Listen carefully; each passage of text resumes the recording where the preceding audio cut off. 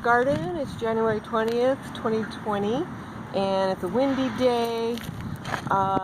Might be a little noisy, but I hope you can hear this okay. So I compost right in my bed, of course, because that's a really good regenerative way of fertilizing your plants and building up your soil. And I got a volunteer potato plant. Now the potato leaves have all died off. I've pulled them off, and check this out. We've got some little baby potatoes. So I'm just gonna kind of dig around in here. Oh, gorgeous.